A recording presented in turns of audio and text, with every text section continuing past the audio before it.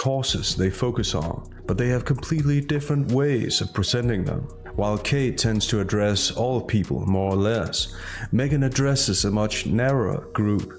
Kate's approach seems inclusive, I apologize for this word, and calm, while Meghan's approach seems excluding and feared. It didn't start like a quiet legal issue, it started like an explosion that nobody in Montecito could ignore. Because when American Express doesn't send a reminder but files a lawsuit demanding millions, that's not a bill, that's a statement. And suddenly the glossy California dream that Harry and Meghan built began to look less like a fairy tale and more like a high-stakes illusion cracking under pressure. The number alone was enough to shake elite circles, over $2.3 million, but insiders were already whispering that once interest, penalties, and legal fees pile on, the real figure could spiral past $5 million, and that's when the mood changed from gossip to alarm. Because this wasn't just about unpaid money, this was about exposure, real exposure, the kind that forces open doors that were never meant to be opened. And what made it worse was the timing, because just as the lawsuit hit California, something cold started moving in London. Something official, something calculated, and suddenly this situation stopped looking like a celebrity financial dispute and started looking like a coordinated squeeze from both sides of the Atlantic. The directive that came out on February 24th, 2026 didn't sound dramatic on paper, but in royal terms, it was thunder. Meghan was given 21 days to hand over a complete, unfiltered breakdown of corporate credit card spending and liabilities, domestic and international, business and charity, everything. No redactions, no delays, no negotiations. That kind of order doesn't come unless the situation has already crossed into serious territory, and what really made people in royal circles raise their eyebrows was not just the order itself, but who issued it. The Privy Council. Not a press office, not a palace spokesperson, but a formal body tied to the machinery of the state. That's when the whispers started getting louder, because when systems like that move, they don't move emotionally, they move strategically. Every step timed, every move documented, every consequence calculated in advance. And the 21-day deadline, that wasn't random either. It lined up almost perfectly with upcoming court timelines, which meant pressure wasn't just being applied, it was being synchronized.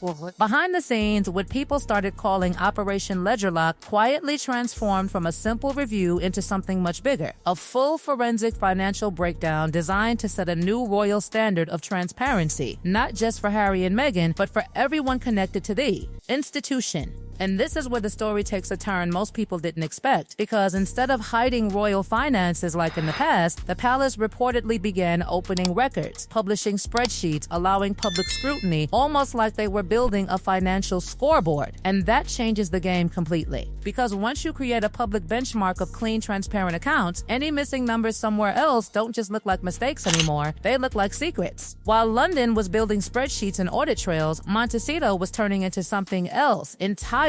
Not a mansion, not a luxury estate, but a command center. Lawyers flying in from New York, crisis managers on retainer, financial advisors moving in and out, documents stacked across tables, phones ringing nonstop. The ocean views were still there, but nobody was looking at them anymore. Because now the real conversation wasn't about image, it was about survival, cash flow, assets, exposure, risk.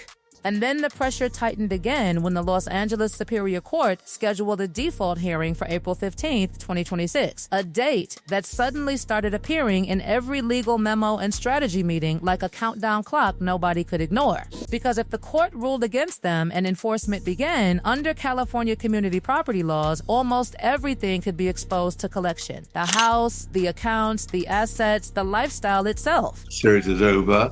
There's no great podcast. They don't generate any money.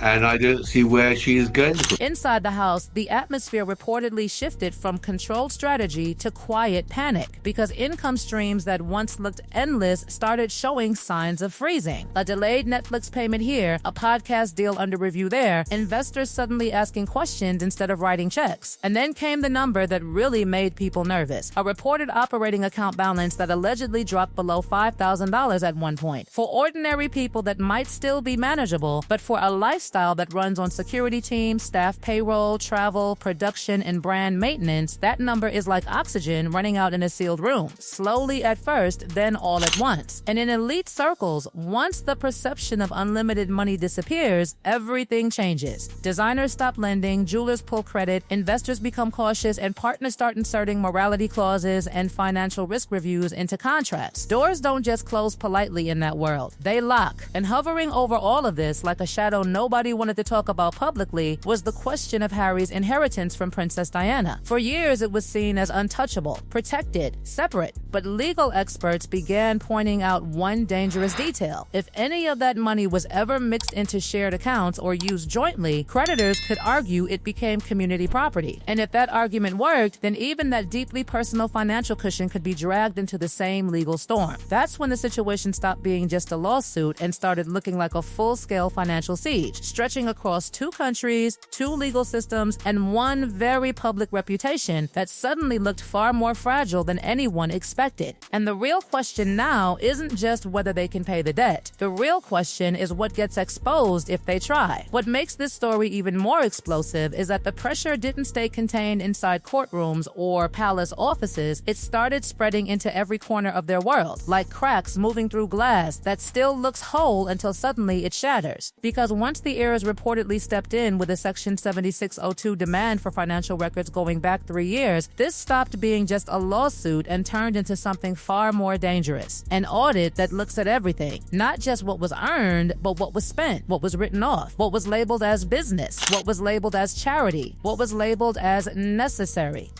Travel, clothing, private jets, production costs, security. When investigators start looking at categories like that, they're not just checking math, they're checking intent. And even if nothing criminal ever comes out of it, the reputational damage alone can hit harder than any fine, because reputation is the real currency in the world they operate in. And that's when the ripple effect started turning into something bigger than Harry and Meghan themselves, because charities, nonprofit boards, and business partners began quietly stepping back, not with dramatic public statements, but with polite emails, delayed meetings, and suddenly postponed collaborations. In high society and corporate circles, distance is rarely announced loudly. It's created silently. Calls return slower. Invitations stop coming. Deals get reviewed. And before you realize it, the network that once looked like a powerful web of influence starts feeling more like a list of people creating space between themselves and a problem they don't want attached to their name. But while all of that was happening in America, the real long-term pressure was still quietly building in the UK, because the crown doesn't move fast, it moves carefully. And when it does move, it moves with structure. Legal experts began pointing out something most people didn't realize. Court judgments in California can, under certain legal pathways, be recognized and enforced in the United Kingdom. That means this situation could jump borders legally, not just in headlines. And if that happens, then income streams tied to the UK, book royalties, licensing deals, any financial interests connected to British entities could suddenly become targets for enforcement. And that's when a very uncomfortable conversation starts appearing in the background. The one nobody wants to say out loud, but everyone keeps hinting at: titles. Because a royal title is not a personal possession. It's granted, and what is granted can be reviewed. Historically, there have been moments where titles were removed when the crown believed the institution itself was being damaged. And what makes this moment different is that this entire situation is happening in a modern world where public accountability matters more than silence, where financial transparency is expected, where public trust is treated almost like a measurable asset. And if there is one thing institutions protect above all else, it's their own stability. Back in Montecito, the mood reportedly became heavier as the 21-day deadline approached, because every option in front of them carried risk. Full transparency could calm courts and investigators, but expose the real financial picture behind the brand. Partial disclosure could protect privacy, but trigger more legal action and deeper investigations. Fight the case aggressively, and legal fees climb even higher. Settle quickly, and massive payments become due immediately. Every path forward looked expensive, risky, and permanent in its own way. And somewhere in the middle of all this, there were reports of an unsent apology email draft sitting quietly, never sent, just saved, like a door that was considered but never opened. And that's what makes this entire situation feel less like a simple financial dispute and more like a turning point. Because what's really being tested here isn't just their bank accounts, it's their entire model. The idea that you you can step away from the royal system but still operate with the power, influence, and image of royalty while functioning in the commercial world like a celebrity brand.